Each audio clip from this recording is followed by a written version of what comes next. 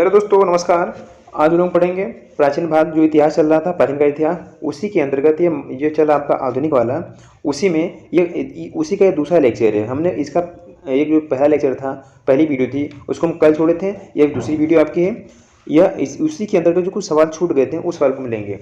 तो इसमें जो टॉपिक है, टॉपिक का नाम क्या है? कांग्रेस का सूरत विघटन एवं क्रांतिकारी आंदोलन। ये हमारा टॉपिक है, इसको देखेंगे। यदि आप चैनल पर नए हैं तो प्लीज़ वीडियो को लाइक, सब्सक्राइब और चैनल को सब्सक्राइब करें। देखिए, यह जो सवाल है, यह आपको ARO, RO और आपका यूपी पुलिस, झारखंड पुलिस, यानी जितने हमारे बड़े बड़े छोटे छोटे एग्जाम हैं, सब में आपको इसमें से देखने को मिलेगा सवाल। ठीक है, देखिए। हाँ, और जो टीचर, बिहार टीचर, BPSC वगैरह, सब में आपको देखने को ये सवाल मिलेगा। इसमें से सब सवाल पूछे हुए सवाल हैं। इन सभी सवालों का यहाँ पे एक समूह कलेक्शन किया गया है और इसी सवाल, मतलब ये सवाल हमेशा पेपरों में रिपीट कर रहे हैं। ठीक है, देखिए टॉपिक हमारी क्या है, शुरू करते हैं। कांग्रेस का सूरत विघटन एवं क्रांतिकारी आंदोलन, ये हमारी टॉपिक है। पहले शुरू करते हैं। सवाल नंबर पहला कि चेतन रूप से निर्धन निरपेक्ष, क्या चेतन रूप से धर्मनिरपेक्ष विचारक थे कौन? तो भगत सिंह। ध्यान देना, हम बात करेंगे चेतन रूप से, जो हमारे धर्मनिरपेक्ष की बात करें, इनके जो विचारक थे वो हमारे भगत सिंह थे। ठीक है, देखिए आगे बढ़ते हैं। काकोरी षड्यंत्र केस में प्रधान आरोपी पंडित राम प्रसाद बिस्मिल को उत्तर प्रदेश के शहर में फांसी दी गई थी। तो किस शहर में फांसी दी गई थी? उनको फांसी दी गई थी, किसको? पंडित जो हमारे राम प्रसाद बिस्मिल थे, इनको फांसी दी गई थी गोरखपुर के जेल में। ठीक है, गोरखपुर के शहर में इनको फांसी दी गई थी। आगे देखते हैं। क्रांतिकारी जो काकोरी ट्रेन कांड से संबंधित नहीं था, तो खुदीराम बोस, यह काकोरी कांड से जो कांड हुआ था उससे यह संबंधित नहीं थे। आगे बढ़ते हैं। देखिए, ये सब सवाल हमारे पेट में पूछे गए सवाल हैं।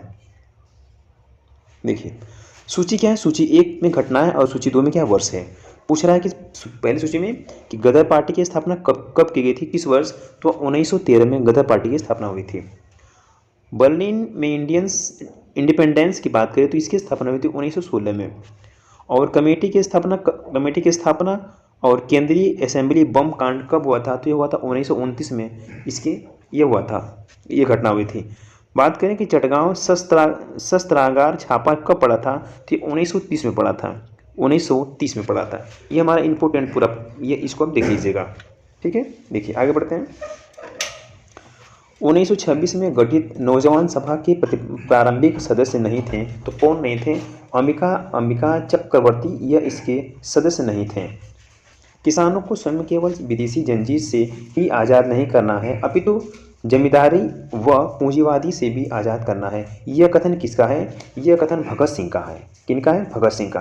भगत सिंह ने यह कहा था कि जो हमारे किसान हैं उनको आज़ादी से नहीं मुक्त करना है, अपितु जो हमारे बड़े बड़े जमींदार उनसे और पूंजीपतियों से भी उन्हें आज़ाद करना है। ठीक है, आगे बढ़ते हैं। अक्टूबर 1924 में हिंदुस्तान रिपब्लिक एसोसिएशन का गठन किया गया कानपुर में। कहाँ से किया गया था? तो कानपुर में इसका किया गया था। वह महिला क्रांतिकारी जिसको सूर्य सेन के साथ गिरफ्तार किया गया था, वह कौन महिला थी? तो कल्पना दत्त थी। कल्पना दत्त को गिरफ्तार किया गया था सूर्य सेन के साथ। काकोरी कांड मुकदमे में सरकारी वकील था कौन? तो जगत नारायण मुल्ला, यह सरकारी वकील था, जगत नारायण मुल्ला। काकोरी कांड जो षड्यंत्र कांड का वह एकमात्र क्रांतिकारी जो पुलिस गिरफ्तारी से बच निकला था, तो कौन थे? तो चंद्रशेखर आज़ाद। यह पुलिस की गिरफ्तारी से छुप कर बच के मतलब यह फरार हो गए थे। ठीक है, यह उनसे बच गए थे, पुलिसों से। आगे देखते हैं। हिंदुस्तान रिपब्लिक एसोसिएशन का गठन 1924 ईस्वी में किया गया था कानपुर में। कहाँ पे? कानपुर में। आगे देखते हैं। भारतीय अशांति का जनक किसे कहा गया? तो यह BG तिलक को कहा गया था अशांति का जनक। कारागार जिसमें पंडित राम प्रसाद बिस्मिल को फांसी दी गई थी, तो कौन सा कारागार था? तो गोरखपुर का कारागार, यानी गोरखपुर के जेल में पंडित राम प्रसाद बिस्मिल को फांसी दी गई थी। युग्म जिसको इंग्लैंड में अंग्रेज अधिकारियों की हत्या के आरोप में फांसी का सजा मिला था, वो कौन थे? तो मदन लाल ढींगरा तथा उधम सिंह। इन दोनों लोगों को, इन्होंने अंग्रेज अधिकारी को इंग्लैंड में जाके वहाँ पे उनको मर्डर किया था, यानी हत्या किए थे। तो इन दोनों लोगों को फांसी मिली थी। वो दो आदमी कौन थे? तो एक का नाम था मदन लाल ढींगरा और दूसरे का नाम था उधम सिंह। इन दोनों लोगों को फांसी हुई थी। भारतीय स्वतंत्रता के लिए फांसी पाने वाले प्रथम रिकॉर्डेंट मुस्लिम का नाम कौन था? तो वह अशफाक उल्ला खां, यानी ये पहले मुस्लिम थे जिनको फांसी दी गई थी, भारतीय मूल निवासी थे। आगे बढ़ते हैं। देखिए, वह महिला क्रांतिकारी जिसने दीक्षांत समारोह में अपनी उपाधि ग्रहण करते करते समय अंग्रेज गवर्नर पर गोली चलाई गई थी, तो वह बीना दास थी। ये एक ऐसी महिला थी जो समारोह में अंग्रेज गवर्नर को गोली से मारी थी। आगे बढ़ते हैं। देखिए, लाला लाजपत राय ने अपना राजनीतिक गुरु माना था किसे? तो मैजनी को माना था। मैजनी को लाला लाजपत राय अपना गुरु माने थे। आलोचना और स्वतंत्र चिंतन से एक क्रांतिकारी की दो विशेषताएं हैं। यह कथन किसका था? तो यह भगत सिंह का कथन है, आलोचना और क्रांतिकारी। ठीक है। एक भारतीय जिसको पत्रकार के रूप में अपने कर्तव्य निर्वहन के लिए जेल भेजा गया था, वह थे बाल गंगाधर तिलक। इनको जेल भेजा गया था। क्रांतिकारी की तलवार विचारों के उभरे हुए पत्थर पर भी तेज की जाती है। यह कथन किसका है? तो भगत सिंह के द्वारा यह कथन कहा गया था कि जो हमारे क्रांतिकारी होते हैं उनके विचार की उभरे हुए पत्थर पर तेज की जाती है। यह कथन भगत सिंह का कहा गया था। आगे देखते हैं। देखिए, लाहौर षड्यंत्र मुकदमे के परिणाम स्वरूप फांसी हुई भगत सिंह को, राजगुरु और सुखदेव, इन तीनों लोग को जो लाहौर का षड्यंत्र हुआ था उस संबंध में इन तीन लोगों को फांसी की सजा मिली थी। कौन कौन लोग हैं? पहले हमारे भगत सिंह, फिर राजगुरु, फिर सुखदेव, इन तीनों लोग को फांसी हुई थी। कांग्रेस पर अनुनय, विनय तथा विरोध की राजनीति करने का आरोप लगाया था किसने? तो वीजी तिलक ने कांग्रेस पर आरोप लगाया था। आगे देखते हैं। अब हमारा अगला टॉपिक है कि मुस्लिम लीग का गठन और कार्यप्रणाली। मुस्लिम लीग गठन एवं कार्यप्रणाली, इसको देखेंगे। ठीक है। देखिए, पहला सवाल इसमें कि MLNG दल का जो निजी अर्धसैनिक संगठन था, यह कैसा संगठन था? तो अखिल भारतीय मुस्लिम लीग का यह संगठन था। अखिल भारतीय मुस्लिम लीग का पहला संगठन था। आगे देखते हैं सवाल नंबर आगे। मुस्लिम लीग एवं भारतीय राष्ट्रीय कांग्रेस के बीच राजनीतिक गतिविधि को दूर करने के लिए CR फार्मूला बनाया था किसने? तो सी राजगोपालाचारी जी ने CR फार्मूला को बनाया था। सी राजगोपालाचारी जी ने 1907 में मुस्लिम लीग का वार्षिक अधिवेशन हुआ था। कहाँ पे हुआ था? तो कराची में हुआ था 1907 में। 1907 में मुस्लिम लीग, जो हमारे मुस्लिम लीग है, इन लोगों का अधिवेशन शुरू हुआ था कराची में 1907 में। आगे बढ़ते हैं। 31 दिसंबर 1928 को दिल्ली में हुए सर्वदलीय मुस्लिम सम्मेलन की अध्यक्षता किसने की थी? तो आगा खान ने की थी। जो दिल्ली में अधिवेशन हुआ था मुस्लिम लीग का, उस समय के अध्यक्ष थे वहाँ के, तो उनको आगा खान को वहाँ का अध्यक्ष बनाया गया था। इन्होंने उस सम्मेलन को अच्छे तरीके से निर्वहन किया। आगे बढ़ते हैं। देखिए, मुस्लिम लीग का वह अधिवेशन जिसमें MA जिन्ना ने अपना 14 सूत्री प्रस्ताव रखा था, तो वह कब रखा था? वह रखा था 1929 में 14 सूत्री प्रस्ताव रखा था। किसने रखा था? ये रखे थे MA जिन्ना, जो हमारे मतलब ये जिन्ना थे। इन्होंने मुस्लिम लीग का 14 सूत्री प्रस्ताव रखा था। कब रखा था? तो 1929 में। आगे देखते हैं। मुस्लिम लीग के किस अधिवेशन में दो राष्ट्र के सिद्धांत का प्रतिपादन हुआ? तो लाहौर अधिवेशन 1940 के तहत दो राष्ट्र का सिद्धांत बनाया गया। वर्ष 1940 में मुस्लिम लीग के अधिवेशन में पाकिस्तान के सृजन का प्रस्ताव रखा था किसने? यानी जो हमारा ये इसमें दिया है कि मुस्लिम लीग ने 1940 में एक अधिवेशन को पारित किया जिसमें पाकिस्तान की सृजन का प्रस्ताव रखा। वह था कौन? तो खली कुंजमा था। खली कुंजमा नामक एक शख्स ने इस पाकिस्तान की सृजन की बात यानी प्रस्ताव रखा था। आगे बढ़ते हैं। देखिए, वो तिथि थी जब मुस्लिम लीग ने पाकिस्तान दिवस मनाया था। वो तिथि कौन थी? तो 23 मार्च 1943 को मुसलमानों ने पाकिस्तान दिवस मनाया। वह तिथि मुस्लिम लीग ने सीधी कार्रवाई दिवस हेतु सुनिश्चित की थी। तिथि कौन सी थी? तो 16 अगस्त 1946 को सीधी कार्रवाई दिवस के रूप में मुस्लिम लीग ने इसे अपनाया। आगे बढ़ते हैं। देखिए, अगला टॉपिक क्या है? हमारा अगला टॉपिक है कि दिल्ली दरबार और बंगाल विभाजन का निरस्तीकरण। क्या? निरस्तीकरण। देखिए, दिल्ली दरबार की बात करेगा और बंगाल विभाजन कैसे हुआ था इसको देखेंगे। देखिए, बात करें। देखिए, अंग्रेजों द्वारा दिल्ली को राजधानी बनाया गया था। कब? तो 1911 में। 1911 में दिल्ली को राजधानी बनाया गया था। किसके द्वारा? अंग्रेजों के द्वारा। बंगाल का एकीकरण कब हुआ? कब संपन्न हुआ? तो 1912 में। बंगाल का एकीकरण हुआ 1912 में संपन्न हुआ। अब देखते हैं इसके अंतर्गत लखनऊ समझौता आ गया। इसको देखिए, लखनऊ समझौता। भारतीय राष्ट्रीय कांग्रेस का वह अधिवेशन जिसमें बाल गंगाधर तिलक ने कहा था कि स्वराज हमारा जन्मसिद्ध अधिकार है, मैं इसे लेकर रहूँगा। यह कब कहे थे? तो ये लखनऊ के अधिवेशन में कहे थे 1916 में। और कौन कहा था? तो बाल गंगाधर तिलक ने कहा था ये चीज़ को। ठीक है, आगे देखते हैं। 1916 में मुस्लिम लीग और कांग्रेस के बीच समझौता कराया था। किसने कराया था? तो बाल गंगाधर तिलक ने यह मुस्लिम लीग और कांग्रेस के बीच में समझौता कराए थे। कौन कराए थे? तो बाल गंगाधर तिलक। अतिवादियों तथा उदारवादियों के पुनर्मिलन की प्रक्रिया में प्रमुख शिल्पी था कौन? तो एनी बेसेंट। एनी बेसेंट को मुख्य शिल्पी बनाया गया था। आगे बढ़ते हैं, देखिए। दिसंबर 1916 में इंडियन नेशंस कांग्रेस का तथा इंडियन मुस्लिम लीग के एक ही समय में अपने अधिवेशन आयोजित किए थे। कब? ये लखनऊ में किए थे। यानी जो कांग्रेस अधिवेशन है यह और मुस्लिम लीग, ये दोनों लोग एक ही समय में अपना अधिवेशन को क्या किया? प्रस्तावित किया। कहाँ पे? लखनऊ में। 1916 की बात है। अब देखते हैं होम रूल क्या है। होम रूल आंदोलन। Indians home rule association society स्थापित हुई थी 1905 में। और कहाँ स्थापित हुई थी? तो लंदन में। और किसने करवाया था? तो श्यामजी कृष्ण वर्मा द्वारा यह कराया गया था लंदन में। आगे देखते हैं। वह जिन्होंने कांग्रेस के बनारस अधिवेशन की अध्यक्षता की और सूरत फूट के बाद उन्होंने उदारवादियों का नेतृत्व किया। उन्होंने दक्षिण अफ्रीका पहुंचकर गांधी जी के साथ महत्वपूर्ण सेवा की। उन्होंने सर्वेंट ऑफ इंडियन सोसाइटी की स्थापना की। वे कौन थे?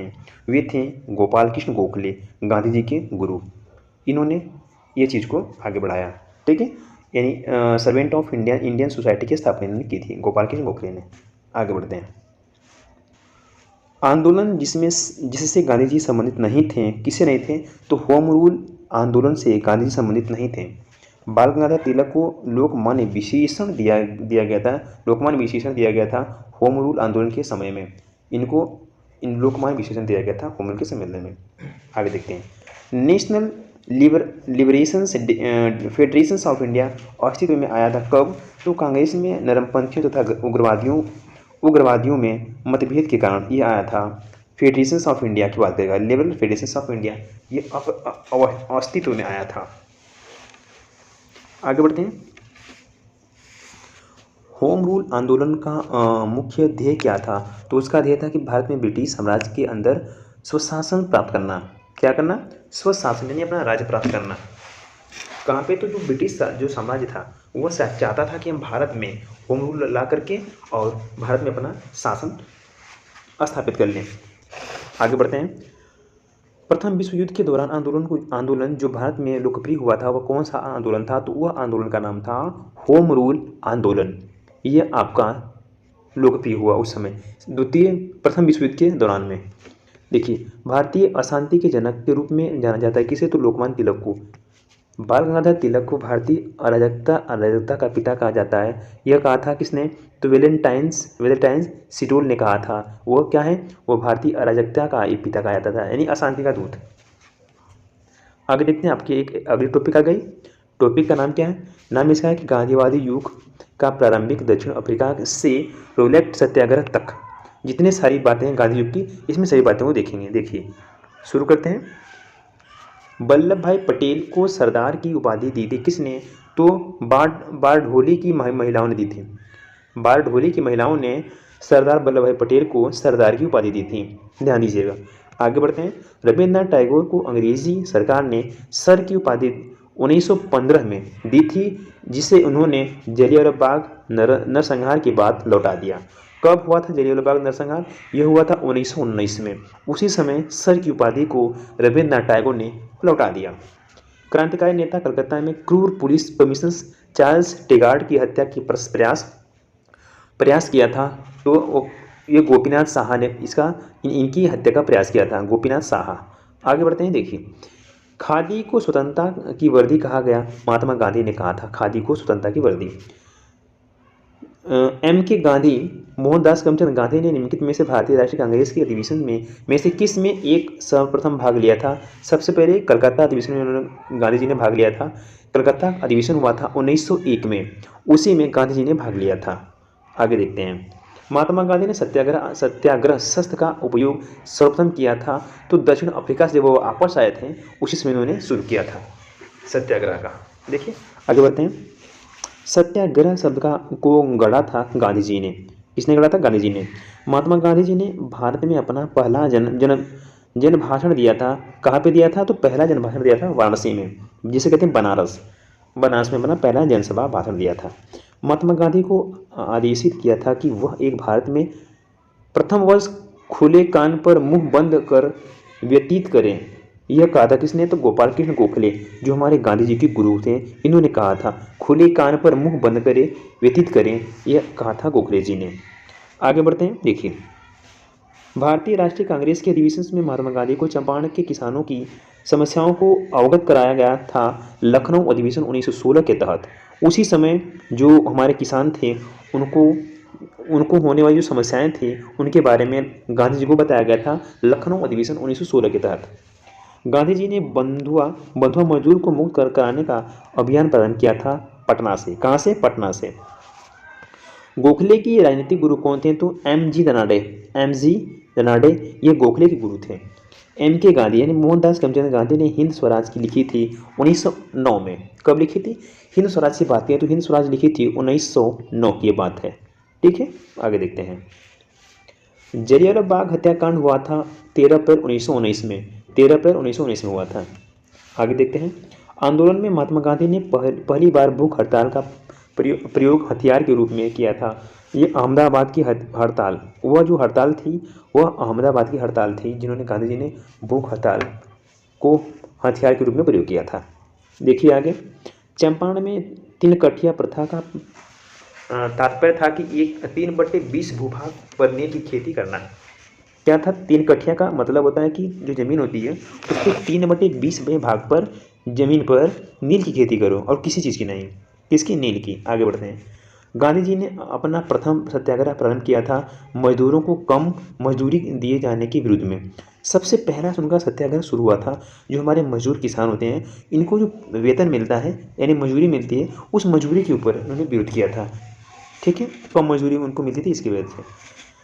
चंपारण संघर्ष में महात्मा गांधी का साथ दिया था किसने? तो राजेंद्र प्रसाद और अनुग्रह नारायण सिन्हा, ये दोनों लोग उनका साथ दिए थे चंपारण सत्याग्रह पे गांधी जी का।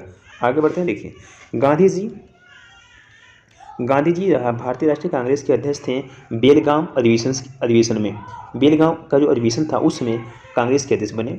महात्मा गांधी के चंपारण सत्याग्रह का विरोध किया था किसने? तो एन.जी. रंगा ने इनका विरोध किया था। एन.जी. रंगा, महात्मा गांधी के नाम से पहले महात्मा जोड़ा गया था चंपारण सत्याग्रह के दौरान।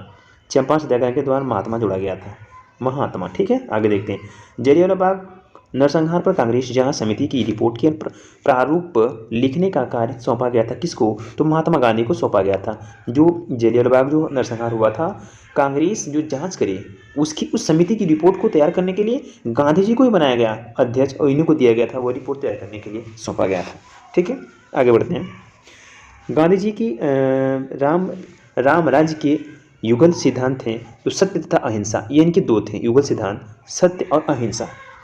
जलियांवाला बाग हत्याकांड के विरोध में वायसराय के कार्य परिषद से त्यागपत्र दे दिया था किसने? तो सर शंकर नायर ने यह क्या किया? ये त्यागपत्र दे दिया था। कब दिया था? जब जलियांवाला बाग हुआ था 1919 में। वही घटना को देख करके इन्होंने अपना त्यागपत्र दे दिया। ठीक है, वायसराय पद से। आगे देखते हैं।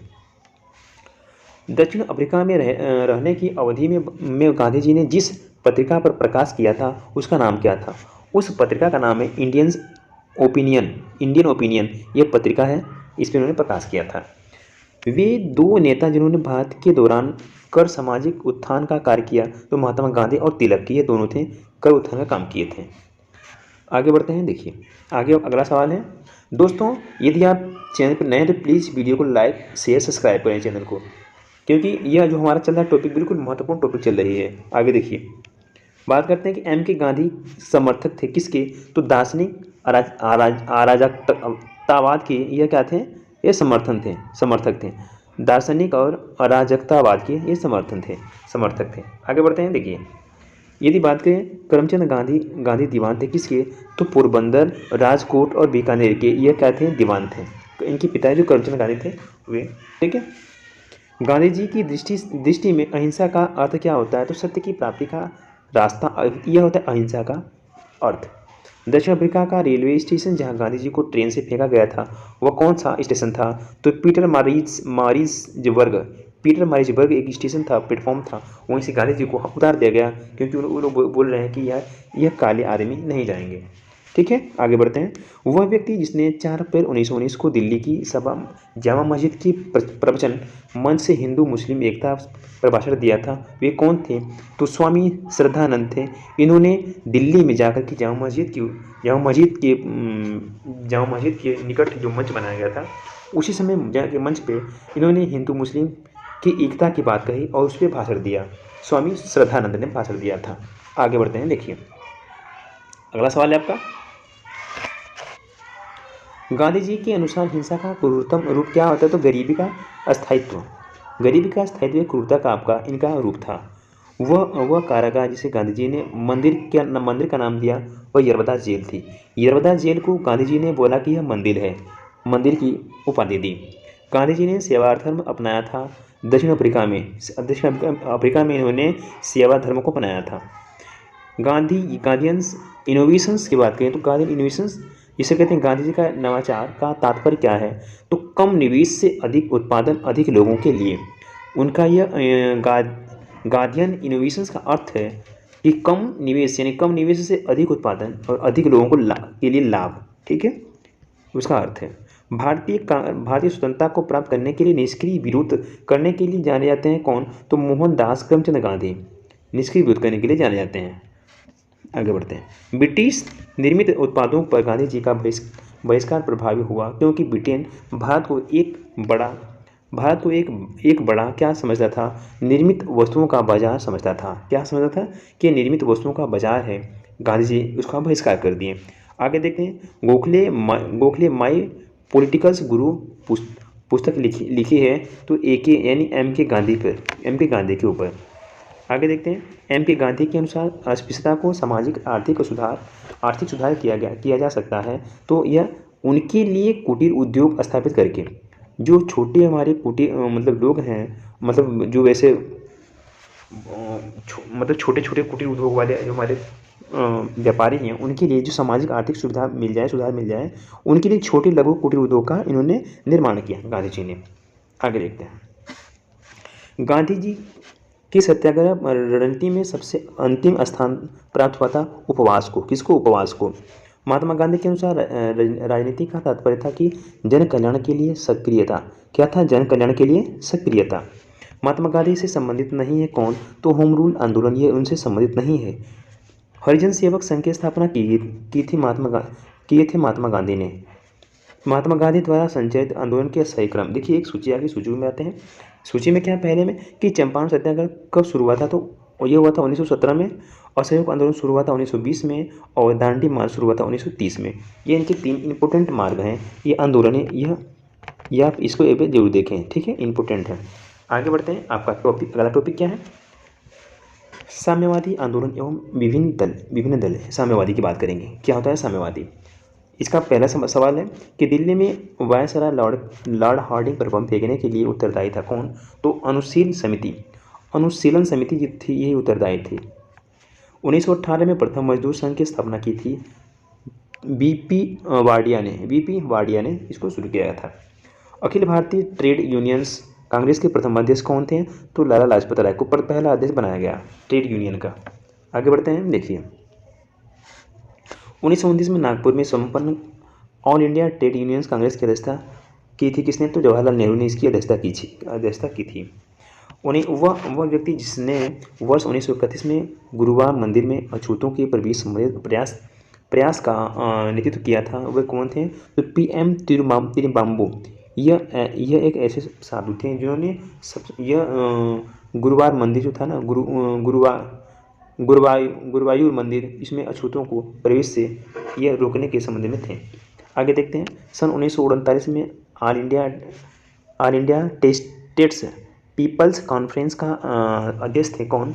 तो इसकी जो अध्यक्ष बनाए गए थे जवाहरलाल नेहरू को अध्यक्ष बनाया गया था ऑल इंडिया का। ठीक है, आगे बढ़ते हैं। जलियांवाला बाग जो त्रासदी में जुड़ा सैन्य अधिकारी था कौन था? तो डायर था। वह आंदोलन जिसको राष्ट्रीय स्वतंत्रता का मुस्लिम युद्ध के रूप में जाना जाता है, वह बहावी आंदोलन था। इसे मुस्लिम युद्ध के नाम से जाना जाता है। आगे बढ़ते हैं। 1940 में रेडिकल्स क्रिटिकल्स पार्टी का संगठन किया था किसने? एम राय ने किया था। सौम्येंद्रनाथ टैगोर द्वारा स्थापित दल का नाम था क्रांतिकारी साम्यवादी दल। क्रांतिकारी हो और साम्यवादी दल। आगे बढ़ते हैं, देखिए आगे आपका है कि महात्मा गांधी का संघर्ष जो औद्योगिक श्रमिकों से संबंधित था वह कौन सा था? तो आपका अहमदाबाद संघर्ष था। यह श्रमिकों से और छोटे मजदूर किसानों से संबंधित था। कानपुर षड्यंत्र मुकदमा नेताओं के विरुद्ध था। यह साम्यवादी आंदोलन के लिए यह बनाया गया था, उनके विरुद्ध था। साम्यवादी आंदोलन के विरुद्ध था। ठीक है, आगे बढ़ते हैं। देखिए यह आपका अगला टॉपिक आ गया खिलाफत आंदोलन, खिलाफत मूवमेंट, खिलाफत आंदोलन। इसको देखेंगे क्या चीज़ है। देखिए वह आंदोलन जिसमें हिंदू मुस्लिम एकता का वास्तविक रूप प्रतिबिंब हुआ वह कौन था आंदोलन था? खिलाफत आंदोलन था। कौन सा? खिलाफत। आगे बढ़ते हैं। गांधी जी को सावधान किया था कि वे मुस्लिम धार्मिक नेताओं और उनके अनुयायियों के कट्टरपन को प्रोत्साहित न करें। यह किसने कहा था? तो मोहम्मद अली जिन्ना ने कहा था इन चीज़ को। आगे बढ़ते हैं। देखिए वर्ष 1919 में अखिल भारतीय खिलाफत सम्मेलन का अध्यक्ष किसे चुना गया? तो महात्मा गांधी को उसका अध्यक्ष चुना गया। आगे देखते हैं। भारतीय नेता जिसने खिलाफत आंदोलन का समर्थन नहीं किया वे कौन थे? तो मदन मोहन मालवीय जी ये खिलाफत आंदोलन का समर्थन नहीं किए। आगे बढ़ते हैं। देखिए खिलाफत आंदोलन का परिणाम क्या था? उसका जो परिणाम था हिंदू मुस्लिम मतभेदों में कमी आई। जो खिलाफत आंदोलन था उसका जो परिणाम आया लास्ट में, तो मुस्लिम और हिंदू दोनों के मतभेदों में कमी आई। खिलाफत आंदोलन के दौरान हाजी उल मुल्क की पदवी त्याग दी थी किसने? तो हम हकीम अजमल खान ने हकीम अजमल खान ने हाजी उल मुल्क की उपाधि त्याग दी। ठीक है, आगे देखते हैं। आपका टॉपिक आ गया असहयोग आंदोलन, नॉन कोऑपरेशंस मूवमेंट। इसको देखते हैं असहयोग आंदोलन क्या होता है। सवाल नंबर पहला कि प्रारंभ में असहयोग नीति के पक्ष में नहीं थे परंतु बाद में गांधी के पक्ष में थे, पक्ष में हो गए। यह हो गए कौन थे? वे वही अब लाला लाजपत राय जी। ये पहले असहयोग नीति के पक्ष में नहीं थे, बाद में गांधी के पक्ष में हो गए। महात्मा गांधी ने 1922 में असहयोग आंदोलन को वापस ले लिया था। क्यों लिया था? चौरी चौरा कांड में हुई हिंसा के कारण। देखो जो चौरी चौरा में हिंसा हुई थी ना, उसी के कारण इन्होंने असहयोग आंदोलन को वापस ले लिया था। कब? 1922 में। एक वर्ष के अंतर्गत स्वराज की प्राप्ति लक्ष्य था क्या? असहयोग आंदोलन का। उन्होंने कहा था कि जो हमारा एक साल में हम असहयोग आंदोलन को पूरे एक साल में सब जगह फैला देंगे। लेकिन बीच में क्या हुआ कि बीच में जो चौरी चौरा कांड हो गया था ना, चौरी चौरा जो हादसा हुआ था ट्रेन डकैती वाला, उसी समय यह जो हादसा सुनने के बाद और फिर गांधी जी ने इस आंदोलन को 1922 में जाके रोक दिया। आगे बढ़ते हैं। देखिए खिलाफत आंदोलन के साथ प्रारंभ किया गया था तो असहयोग आंदोलन को उसी समय असहयोग आंदोलन को भी शुरू किया गया था खिलाफत आंदोलन के समय साथ साथ। चौरी चौरा की किस जनपद में स्थित है? तो गोरखपुर में जनपद यह स्थित है, गोरखपुर में। एक वर्ष के भीतर स्वराज की प्राप्ति का लक्ष्य था असहयोग आंदोलन का। आगे बढ़ते हैं। 1920 के अनुसार नागपुर के भारतीय राष्ट्रीय कांग्रेस के अधिवेशन में असहयोग के प्रस्ताव को प्रस्तावित किया था किसने? तो CR दास ने इसको प्रस्तावित किया था असहयोग आंदोलन को। आगे बढ़ते हैं। देखिए महात्मा गांधी द्वारा चलाया गया प्रथम जन आंदोलन था असहयोग आंदोलन। यह पहला उनका आंदोलन था। सवाल नंबर अगला, असहयोग आंदोलन के दौरान विदेशी कपड़ों को जलाया जाना और एक निष्ठुर बर्बादी बताया था किसने? तो रविन्द्रनाथ टैगोर ने कहा था कि ऐसा कि आप विदेशी कपड़ों को जलाएंगे तो यह बर्बादी का कारण है, निष्ठुर बर्बादी का कारण है। उसे जलाए मत, उसे छोड़ दीजिए, उसे अपनाइए मत, इन्होंने कहा था रविन्द्रनाथ टैगोर जी ने।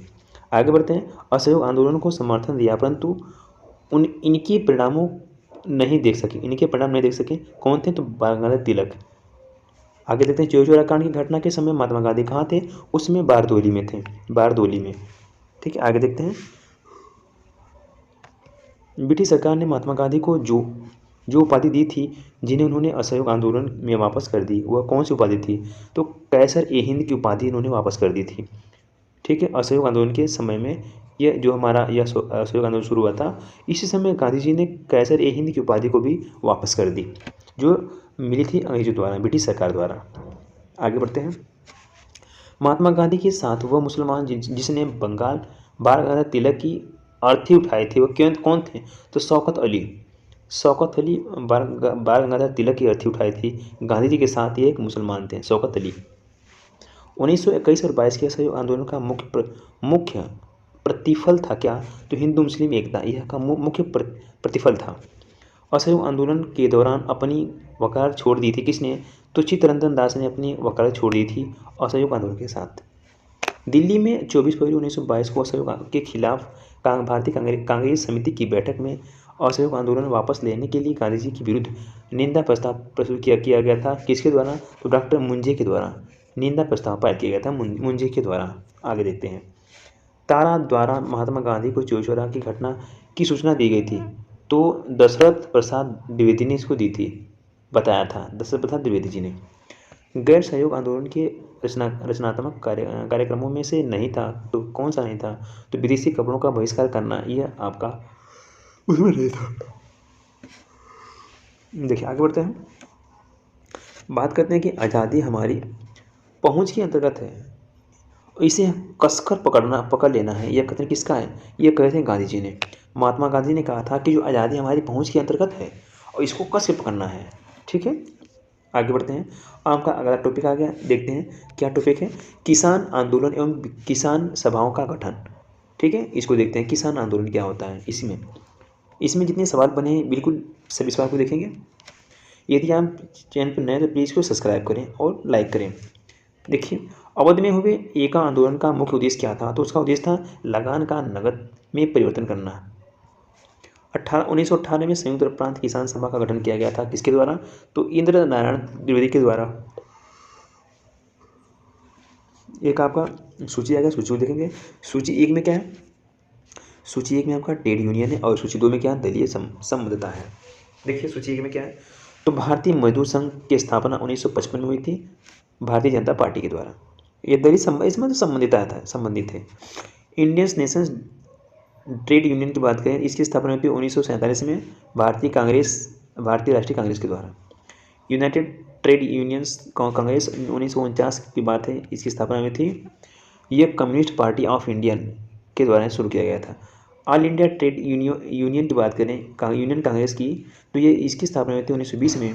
ये कम्युनिस्ट पार्टी ऑफ इंडिया के इन्होंने इससे संबंधित था। ठीक है, आगे चलते हैं। वह क्षेत्र जहां बाबा रामचंद्र ने किसानों को संगठित किया, तो कौन सा क्षेत्र था, अवध का क्षेत्र। अवध के क्षेत्र में बाबा रामचंद्र ने सभी किसानों को क्या किया, बुलाएं और वहाँ पे इकट्ठा किए, उनसे बात विचार किए अवध में। तेभागा आंदोलन 1946 को शुरू हुआ, यह किससे संबंधित था, तो यह था किसानों से, तेभागा आंदोलन। ठीक है, अब अगले टॉपिक है आपकी, देखिए टॉपिक क्या है कि भारत के बाहर क्रांतिकारी गतिविधियाँ। ठीक, इसको देखते हैं। गदर पार्टी की स्थापना 1913 में की गई थी और सैन फ्रांसिस्को ने किया था। लाला लाजपत किसने यह कहा था, किसने, तो लाला हरदयाल द्वारा यह बताया गया। ठीक है, प्रथम महायुद्ध के दौरान कहाँ पर भारत की एक अंतिम सरकार बनी थी, जिसके प्रेसिडेंट राजा महेंद्र प्रताप थे, वे बनी थी अफगानिस्तान में। कहाँ पे, अफगानिस्तान में भारत की एक अंतिम सरकार बनी थी। ठीक है, गदर पार्टी के नेता थे कौन, तो लाला हरदयाल को उनका नेता बनाया गया था, गदर पार्टी के नेता। गदर पार्टी की स्थापना हुई थी संयुक्त राज्य अमेरिका में। कहाँ हुई थी, अमेरिका में। आगे देखते हैं, देखिए कामागाटा मारू था क्या, तो कनाडा की यात्रा पर निकला एक जलपोत था, यानी एक जहाज था। एक जहाज जो पानी का जहाज है, यह कनाडा की यात्रा पर निकला था इंडिया से। उसका नाम क्या था, उसका नाम था कामागाटा मारू था उसका नाम। संयुक्त राज्य अमेरिका में भारतीय क्रांतिकारियों द्वारा प्रकाशित किया जाने वाला पत्र गदर कितनी भाषाओं में निकाला गया था, तो 4 भाषाओं में। बताओ, यानी अमेरिका में एक भारतीयों द्वारा एक पत्र को बनाया गया था, उसका नाम था गदर। वह 4 भाषा में था, उसको उन्होंने सुचारू रूप से शुरू किया। आगे देखते हैं, आपका अगला टॉपिक है कि स्वराज पार्टी का गठन। देखते हैं स्वराज पार्टी का गठन क्या क्या है। स्वराज पार्टी के गठन से संबंधित थे कौन कौन, तो सी आर दास, मोतीलाल नेहरू, ये 2 लोग इससे संबंधित थे। ठीक है, स्वराज पार्टी से। आगे देखते हैं, स्वराज पार्टी के गठन में शामिल हुए तो लाला लाजपत राय, ये भी इसमें शामिल हो गए। महात्मा गांधी के साथ चंपारण सत्याग्रह में भाग लेने वाले सम्मिलित थे कौन कौन थे, तो राजेंद्र प्रसाद और अनुग्रह नारायण सिन्हा, ये दोनों लोग उसमें भाग लिए थे गांधी जी के साथ चंपारण में। देखिए स्वराज पार्टी के संस्थापक थे कौन? सी आर दास, इनको संस्थापक बनाया गया था स्वराज पार्टी का। देशबंधु के नाम से प्रसिद्ध है कौन? तो चित्तरंजन दास देशबंधु के नाम से प्रसिद्ध। आगे देखिए, वर्ष 1929 में जारी किए गए दीपावली घोषणा पत्र का संबंध था किससे? तो डोमिनियन स्टेट से यह संबंधित था, डोमिनियन स्टेट से। स्वराज पार्टी निर्माण के लिए कांग्रेस के अध्यक्ष पद से त्याग दिया था किसने? तो सी आर दास कांग्रेस पद से त्याग दे दिए थे स्वराज पार्टी के निर्माण के समय। स्वतंत्रता पूर्वक भारत में कितने केंद्रीय विधानसभा से स्वराज दल का समर्थन किया गया था? यह कहा था M.A. जिन्ना ने, इन्होंने समर्थन किया था। किसने किया था? तो M.A. जिन्ना ने समर्थन किया था। आगे बढ़ते हैं, देखिए आगे क्या है इसमें है कि स्वराज पार्टी निर्माण की कांग्रेस के अध्यक्ष पद से त्याग दिया था किसने? तो इन्होंने सी आर दास ने उसे छोड़ दिया था उसी समय। स्वराज देखो, स्वतंत्रता पूर्व भारत में कितने केंद्रीय विधानसभा से स्वराज दल का समर्थन किया था? यह M.N. जिन्ना ने किया था। इसको मैंने आपको दोबारा बता दिया। स्वराज पार्टी किससे संबंधित है? कौन कौन? तो सी आर दास, M.R. जयकर, ये से संबंधित है, M.R. जयकर। ठीक है, आगे बढ़ते हैं। देखिए आगे आपका अगला टॉपिक आ गया कि साइमन कमीशंस एवं नेहरू रिपोर्ट क्या है, इसको देखते हैं, इंपॉर्टेंट है। साइमन कमीशंस ने यात्रा नहीं की थी, कहाँ की? ग्वालियर की। भारत में साइमन कमीशंस के बहिष्कार के मुख्य कारण थे सभी सदस्य अंग्रेज थे, इसकी वजह से उसका बहिष्कार किया गया। जितने उसमें सदस्य बनाए गए थे स्वराज पार्टी में, सभी के सभी अंग्रेज थे, इसकी वजह से उसका बहिष्कार किया गया। आगे देखते हैं, किसके सुझाव पर भारतीयों को साइमन कमीशंस के से बाहर रखा गया था? तो लॉर्ड इरविन के सुझाव पर। ये लॉर्ड इरविन ऐसा हरामी था, ये कहा था कि ये कहा था कि सिर्फ इंग्लैंड, मतलब जो जितने साइमन कमीशन में होंगे वो सभी के सभी अपने अंग्रेज होंगे और इसमें कोई भारतीय नहीं होगा। ठीक है, साइमन कमीशन भारत आया था कब? तो आया था 1928 में, 1928 में आया था साइमन कमीशन। सर्वप्रथम भारत के लिए औपनिवेशिक स्वराज की मांग किसने की थी? तो इसकी मांग की थी सर तेज बहादुर सप्रू और जयकर ने इसकी मांग की थी। आगे बढ़ते हैं, साइमन गो बैक के नारे का निर्माण किसने किया था? तो यूसुफ मेहर अली ने इसका सबसे पहले उपयोग किया था, निर्माण किया था, यूसुफ मेहर अली। आगे देखते हैं, फरवरी 1928 में आयोजित सर्वदलीय सम्मेलन के अध्यक्ष थे कौन? तो डॉक्टर M.A. अंसारी को अध्यक्ष बनाया गया था। ठीक है, M.A. अंसारी को। आगे देखते हैं, आपका अगले टॉपिक आगे क्या है? टॉपिक का नाम देखिए, कांग्रेस का लाहौर अधिवेशन एवं पूर्ण स्वराज 1929 की बात करेगा। इसमें जो कांग्रेस के अधिवेशन हुए थे लाहौर अधिवेशन, उसकी सारी के सारे इसमें सवाल हैं। देखिए, वह वर्ष जब इंडियन नेशंस कांग्रेस ने पूर्ण स्वाधीनता को अपना लक्ष्य अंकित किया था, वह कौन सा वर्ष था? तो 1929 में उसको अपना अंग स्वीकार किया। पूर्ण स्वराज का प्रस्ताव पारित हुआ था जब भारतीय राष्ट्रीय कांग्रेस के अध्यक्ष थे कौन? तो जवाहरलाल नेहरू, उस समय इसको पारित किया गया था। अगला सवाल है कि भारतीय राष्ट्रीय कांग्रेस का अधिवेशन जिसमें संपूर्ण स्वाधीनता की शपथ ली गई थी, तो वह लाहौर अधिवेशन था। 1929 की बात है, उसी समय स्वाधीनता की शपथ ली गई थी। 1929 में कांग्रेस के लाहौर अधिवेशन में पारित संकल्प में शामिल नहीं था कौन? तो अस्पृश्यता उन्मूलन, यह शामिल नहीं था, अस्पृश्यता उन्मूलन। आगे बढ़ते हैं, देखिए आगे क्या आपका 31 दिसंबर 1929 को अर्धरात्रि में भारतीय राष्ट्रीय ध्वज को फहराया गया, यह जवाहरलाल नेहरू के द्वारा। ठीक है, आगे देखते हैं, 1929 में लाहौर में भारतीय राष्ट्रीय कांग्रेस सत्र की अध्यक्षता की थी किसने? तो जवाहरलाल नेहरू ने इसकी अध्यक्षता की थी भारतीय राष्ट्रीय कांग्रेस की। कब की थी? 1929 में लाहौर के अधिवेशन के समय।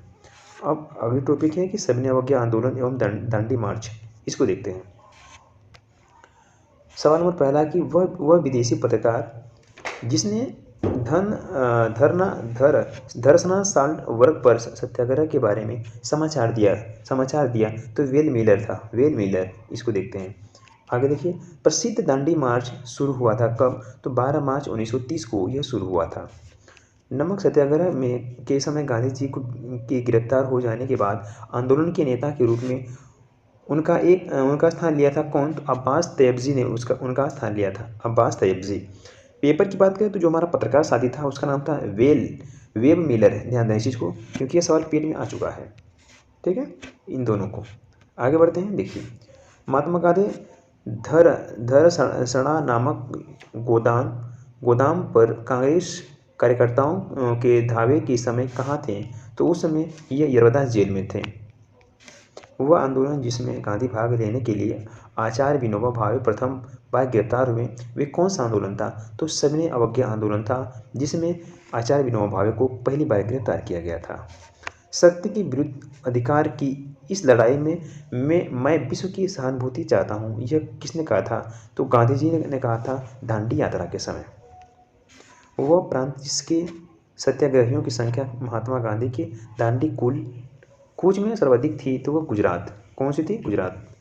आगे देखते हैं, महात्मा गांधी ने दांडी यात्रा की किस आदर्श वाक्य के साथ आरंभ किया था? तो अंत तक लड़ो। इसी शब्द के साथ उन्होंने इस यात्रा को शुरू किया था, अंत तक लड़ो। भारतीय इतिहास में तिथि 6 अप्रैल 1930 जानी जाती है महात्मा गांधी द्वारा दांडी मार्च के लिए। महात्मा गांधी द्वारा दांडी मार्च के लिए यह तिथि को जाना जाता है। गांधी जी ने दांडी मार्च प्रारंभ किया था कब? तो नमक कानून तोड़ने के लिए इसको शुरू किया था। वानर सेना और मंजरी सेना संबंध किससे? तो सविनय अवज्ञा आंदोलन से यह संबंध प्रसिद्ध है। ठीक है, इसे संबंधित है। आगे देखते हैं, देखिए आगे बढ़ते हैं। आगे आपका अगला सवाल है कि गांधी की यात्रा से संबंधित दांडी स्थित है कहाँ पे? तो नवसारी जिले में स्थित है आपका दांडी। आगे बढ़ते हैं, देखिए अब आपका अगला टॉपिक आ गया। टॉपिक का नाम क्या है कि गांधी इरविन समझौता और कराची अधिवेशन एवं गोलमेज सम्मेलन। हम इन तीनों को देखेंगे एक ही में। देखिए एक ही टॉपिक में देखिए क्या है। तीनों गोलमेज सम्मेलन में भाग लेने वाले भारत के नेता कौन थे? तो BR अम्बेडकर जी। ये तीनों गोलमेज सम्मेलन में भाग लिए थे। गोलमेज सम्मेलन जिसमें गांधी जी भारतीय राष्ट्रीय कांग्रेस के प्रतिनिधित्व ने प्रथम बार भाग लिया था, वे कौन था गोलमेज? तो द्वितीय गोलमेज सम्मेलन था, पहली बार जिसने भाग लिया था, कांग्रेस ने पहली बार भाग लिया था। आगे देखते हैं, गांधी इरविन समझौता कब हुआ था? तो 1931 में गांधी और इरविन के बीच में समझौता हुआ था। महात्मा गांधी जब द्वितीय गोलमेज सभा में भाग लेने लंदन गए थे, तो वह कहाँ रुके थे? तो किंग्सले हॉल में रुके थे। किस हाल में? किंग्सले। आगे देखते हैं, किसने भारतीय राष्ट्रीय कांग्रेस के कराची अधिवेशन 1931 को महात्मा गांधी की लोकप्रियता और सम्मान की पराकाष्ठा माना था? वे S.C. बोस ने इसको पराकाष्ठा माना था। गांधी इरविन समझौता में किस आंदोलन को रोकने का प्रावधान था? तो यह सविनय अवज्ञा आंदोलन को रोकने का प्रावधान था। इरविन कहता था कि सविनय अवज्ञा आंदोलन को आप रोक दीजिए, तो गांधी और इरविन में इसी बात पे समझौता हुआ। आगे देखते हैं, किसने गांधी इरविन समझौते में महात्मा गांधी के लाभ को सांत्वना पुरस्कार कहा था? तो एलन्स कैंपबेल जॉनसन ने इसे कहा था सांत्वना पुरस्कार। इरविन तथा गांधी को दो महात्मा कहा था किसने?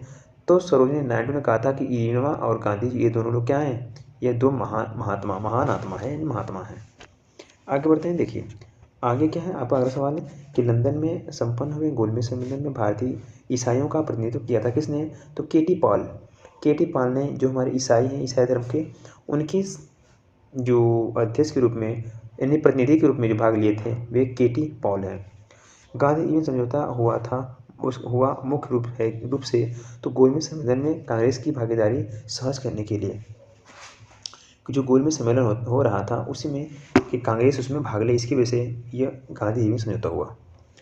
देखते हैं आपका अगला टॉपिक क्या है। सांप्रदायिक अधिनिर्णय एवं पुनः समझौता, इसको देखेंगे दोनों को। सांप्रदायिक हो क्या चीज़ है, देखिए क्या आप मुझे एक भी स्वतंत्र देश दिखा सकते हैं जहाँ पृथक मताधिकार हो? अंग्रेज जा चुके हैं, परंतु वे शरारतें छोड़ गए हैं और खुद में से संविधान सभा के बहस में कहा था। तो यह जो कृति है ये कहा था संविधान सभा के बहस में किसने? तो सरदार वल्लभ भाई पटेल ने इस चीज़ को कहा था सबसे पहले। पूना पैक्ट में हस्ताक्षर किसने किया था? तो गांधी और अम्बेडकर, ये दोनों लोगों ने पूना पैक्ट पे साइन किए थे, गांधी जी और अम्बेडकर जी। ठीक है, आगे बढ़ते हैं। 1932 में पूना पैक्ट के बाद हरिजन सेवक संघ की स्थापना हुई। इसके अध्यक्ष कौन थे? तो घनश्याम दास बिरला इसके अध्यक्ष बनाए गए। घनश्याम दास बिरला को अध्यक्ष बनाया गया था। आगे बढ़ते हैं, देखिए महात्मा गांधी दक्षिक भूत की भांति धूल उठाते हैं लेकिन अस्तर नहीं। यह कथन किसका है? तो डॉक्टर अम्बेडकर का यह कथन है। क्या कथन है कि महात्मा गांधी जो हमारे हैं वह क्षणिक भूत की भांति धूल उठाते हैं लेकिन अस्तर नहीं। ठीक है, आगे बढ़ते हैं। अगला टॉपिक क्या है? अगला जो हमारा टॉपिक है कांग्रेस समाजवादी पार्टी। कांग्रेस समाजवादी पार्टी को देखते हैं क्या है। इसका पहला सवाल है कि वर्ष 1934 में पटना में अखिल भारतीय कांग्रेस समाजवादी पार्टी के संस्थापक थे कौन? तो जयप्रकाश नारायण को बनाया गया था इसके संस्थापक। वह भारतीय राष्ट्रीय कांग्रेस का अधिवेशन जिसमें जवाहरलाल नेहरू ने समाजवाद को भारत की समस्याओं को हल करने की कुंजी का बताया, तो लखनऊ था। कौन था? लखनऊ। मैं एक समाजवादी और गणतंत्रवादी हूँ और मुझे राजाओं और राजकुमारों में विश्वास नहीं है। यह कहा था जवाहरलाल नेहरू जी ने। किसने कहा था? नेहरू जी ने। भारत में साम्यवाद का उच्चतम पुजारी कहा गया किसे? तो जवाहरलाल नेहरू को कहा गया। प्रथम अखिल भारतीय समाजवादी युवा कांग्रेस के सभापति थे कौन? तो जवाहरलाल नेहरू। इनको बनाया गया था। आगे बढ़ते हैं। देखिए अगली टॉपिक क्या है? प्रांतीय चुनाव तथा मंत्रिमंडलों का गठन।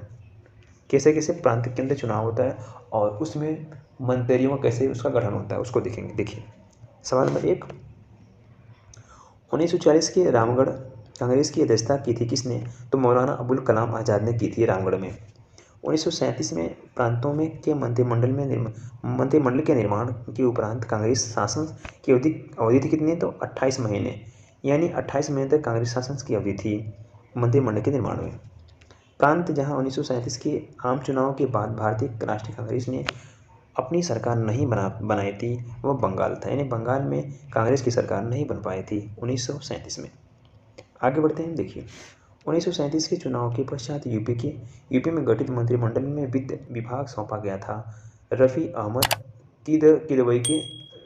किदवई इसमें भाग लिए थे, इन्हीं को सौंपा गया था मंत्रिमंडल। ठीक है, आगे देखते हैं। वित्त विभाग इन्हें फाइनेंस मिनिस्ट्री बनाया गया था। आगे बढ़ते हैं। देखिए अगला टॉपिक क्या है? अगला हमारा टॉपिक है कि कांग्रेस का त्रिपुरी अधिवेशन एवं फॉरवर्ड ब्लॉक का गठन। इसको देखते हैं। सवाल नंबर पहला, सुभाष चंद्र बोस ने भारतीय राष्ट्रीय कांग्रेस से इस्तीफा दे दिया, तब उस सीट के लिए नाम प्रस्तावित किया गया किसका? तो डॉक्टर राजेंद्र प्रसाद का नाम उस सीट पर प्रस्तावित किया गया था। देखते हैं आगे। भारतीय राष्ट्रीय कांग्रेस के अधिवेशन में सुभाष चंद्र बोस दूसरी बार अध्यक्ष चुने गए थे। कहाँ से? तो त्रिपुरी अधिवेशन से चुने गए थे दूसरी बार। पहली बार उन्होंने इस्तीफा दे दिया था और दूसरी बार फिर लड़े, फिर जीत गए त्रिपुरी से। वह अधिवेशन जिसमें कांग्रेस ने पहली बार भारतीय रियासतों के प्रति अपनी नीति घोषित की थी वह कौन थी? वह नागपुर अधिवेशन था। वह कौन सा अधिवेशन था? नागपुर अधिवेशन था। उस समय इन्होंने अपना ठीक घोषित किया था। भारत के देशी राज्यों के संबंध में हस्तक्षेप नीति के लिए रेखांकित किया गया था किसको? सर जॉन शोर को रेखांकित किया गया था। अगला टॉपिक क्या है आपका? देशी रियासत क्या होती है? इसके बारे में। देशी रियासतों का संघर्ष क्या है? देशों राज्यों में से यथावत समझौता का पक्षधर था कौन? तो हैदराबाद था। हैदराबाद। वह अधिवेशन जिसमें कांग्रेस ने पहली बार भारतीय रियासतों के प्रति अपनी नीति घोषित की थी वह कौन थे? वह नागपुर के अधिवेशन में इन्होंने अपनी नीति को घोषित की थी।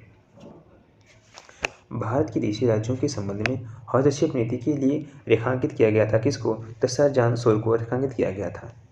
आगे बढ़ते हैं। हमारा अगला टॉपिक है कि द्वितीय विश्व युद्ध एवं राष्ट्रीय आंदोलन, अगस्त प्रस्ताव, पाकिस्तान की मांग एवं व्यक्तिगत। हम इसको देखेंगे। देखिए पाकिस्तान की मांग मुस्लिम लीग के द्वारा की गई थी। कब? तो 1940 में की गई थी। आज़ाद हिंद फौज से जुड़े नहीं थे कौन? तो बीसी दत्त इससे जुड़े नहीं थे, बीसी दत्त। आगे बढ़ते हैं। व्यक्तिगत सत्याग्रह में विनोबा भावे को प्रथम सत्याग्रही चुना गया था। दूसरे स्थान पर नेहरू को चुना गया था, पंडित जवाहरलाल नेहरू को। द्वितीय विश्व युद्ध के संबंध में भारतीय कांग्रेस की नीति थी क्या? तो पूर्ण स्वतंत्रता पर आश्वासन मिलने पर ब्रिटेन को सहयोग करना, इसका यह नीति थी। तृतीय विश्व युद्ध के दौरान 1946 में भारत आया था कौन? कैबिनेट मिशन आया था भारत में 1946 में। कैम्ब्रिज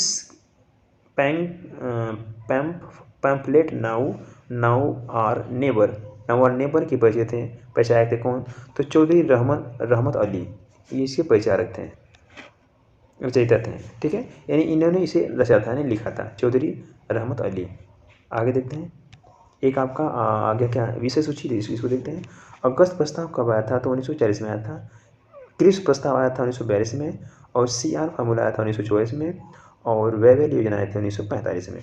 ये आप इसको आप याद कर लीजिएगा, बहुत इंपॉर्टेंट है। आगे बढ़ते हैं। देखिए क्रिप्स की बात करें तो क्रिप्स मिशन आया था, क्रिप्स मिशन एवं भारत छोड़ो आंदोलन की, इसमें सारी बातें हैं। ये हमारा बहुत इंपॉर्टेंट टॉपिक है, इसको देखिए। जिस वर्ष किस भारत क्रिप्स मिशन भारत में आया था वह 1942 था। ठीक है। भारत छोड़ो आंदोलन प्रारंभ हुआ था कब? तो 9 अगस्त 1942 को शुरू हुआ था बम्बई से। भारत छोड़ो आंदोलन किस वर्ष से जुड़ा था? तो 1942 से जुड़ा था। बंगाल के दीननापुर मिदनापुर जिले में जाति सरकार की स्थापना हुई थी 1942 में। हम भारत को या तो आज़ाद कराएंगे अथवा आज़ादी के प्रयास में दिवंगत होंगे, यह किसने कहा था? यह जुड़ा था किस कथन से? यह भारत छोड़ो आंदोलन के कथन से जुड़ा हुआ था। आज़ादी लगभग हमारी पहुंच में है, हमें इससे कसकर पकड़ लेना है, यह कथन महात्मा गांधी का है। किनका है? गांधी का है। आगे देखते हैं। जब भारतीय राष्ट्रीय कांग्रेस ने भारत छोड़ो प्रस्ताव पारित किया था तो उस समय कांग्रेस के अध्यक्ष कौन थे? तो मौलाना अबुल कलाम आज़ाद को बनाया गया था। आगे बढ़ते हैं। देखिए 8 अगस्त 1922 में कांग्रेस ने भारत छोड़ो आंदोलन प्रारंभ किया था बम्बई से। भारत छोड़ो आंदोलन के संदर्भ में महात्मा गांधी को बंदी बनाया गया था बम्बई में। उत्तर प्रदेश का वह जनपद जिस समय भारत छोड़ो आंदोलन के दौरान समानांतर सरकार की स्थापना की गई थी वह बलिया था। बलिया। भारत छोड़ो आंदोलन के दौरान जेल से फरार होकर भूमिगत गतिविधियों का संगठित किया था जयप्रकाश नारायण ने। यानी ये जेल से भाग गए थे और जंगलों में रह करके वहीं से भारत छोड़ो आंदोलन था उसको चला रहे थे। यहाँ देखो भारत में एक क्रांति होने जा रही है और हमें जल्दी से चले जाना चाहिए, यह कहा था किसने? सर स्टैफोर्ड क्रिप्स ने कहा था। आगे बढ़ते हैं। अमेरिकी पत्रकार जो महात्मा गांधी के भारत छोड़ो आंदोलन के दौरान उनके साथ था उसका नाम था लुईस फिशर था उनके साथ। वह आंदोलन जिसमें महिलाओं की भागीदारी सर्वाधिक मानी जाती कौन सा था? तो भारत छोड़ो आंदोलन में जो महिलाएं थीं उनकी भागीदारी को ज़्यादा माना जाता है। ठीक है। आगे देखते हैं। भारत छोड़ो आंदोलन के समय भारत का प्रथम सेनापति कौन था? तो लॉर्ड वेवेल था। लॉर्ड वेवेल को बनाया गया था। कांग्रेस रेडियो पर भारत छोड़ो आंदोलन की अवधि में नियमित रूप से कार्यक्रम प्रसारित करते थे कौन? तो राम मनोहर लोहिया, ये रेडियो पे उसको सुनाते थे। वह पार्टी जो भारत छोड़ो आंदोलन का समर्थन नहीं किया था वह पार्टी कौन सी थी? तो Hindu Mahasabha, communist party of India और यूनियनिस्ट पार्टी ऑफ पंजाब, इन्होंने समर्थन नहीं किया था। अगला सवाल है कि महात्मा गांधी का करो या मरो का नारा था भारत छोड़ो आंदोलन के दौरान, इन्होंने इस नारे को लिखा था। ठीक है। आगे देखते हैं। अगला टॉपिक क्या है? आज़ाद हिंद फौज। इसमें कौन कौन सवाल है? सभी सवाल को देखते हैं। सुभाष चंद्र बोस के राजनीतिक गुरु कौन थे? तो CR दास उनके राजनीतिक गुरु थे। नेताजी सुभाष चंद्र बोस द्वारा आज़ाद हिंद फौज के हिस्से के रूप में गठित महिला रेजिमेंट रानी झांसी रेजिमेंट थी, पहली जो रेजिमेंट थी महिला की। गांधी जी को सर्वप्रथम राष्ट्रपिता कहकर संबोधित किया था किसने? तो सुभाष चंद्र बोस ने उनको राष्ट्रपिता कहा था। आगे देखते हैं। आज़ाद हिंद फौज के अधिकारियों के लाल किले में चल रहे मुकदमे में उनके पक्ष से वकालत की थी सर TV सप्रू ने उनके पक्ष में वकालत की थी, ये वकील थे। आगे देखते हैं।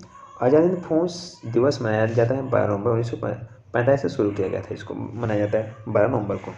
सुभाष चंद्र बोस ने सिंगापुर में स्वाधीन भारत की सरकार गठित की थी 21 अक्टूबर 1943 में। सुभाष चंद्र बोस को देश का नायक कहा गया था, रविंद्रनाथ टैगोर ने कहा था यह देश का नायक है। आज़ाद हिंद फौज का सैनिक जिसको 7 वर्ष के कारागार का दंड दिया गया कौन था? तो राशिद अली को 7 साल की सजा हुई थी। वह भारतीय क्रांतिकारी जिसने सुभाष चंद्र बोस को इंडियन नेशनल आर्मी के गठन में सक्रिय सहयोग किया था वह रास बिहारी बोस थे, यह उनके साथ बहुत सपोर्ट किए थे। आगे देखते हैं। भारत की मुक्ति महात्मा गांधी के नेतृत्व में नहीं होगी, यह किसने लिखा था? तो सुभाष चंद्र बोस ने लिखा था कि भारत को इस तरह आज़ादी नहीं मिल पाएगी। ठीक है।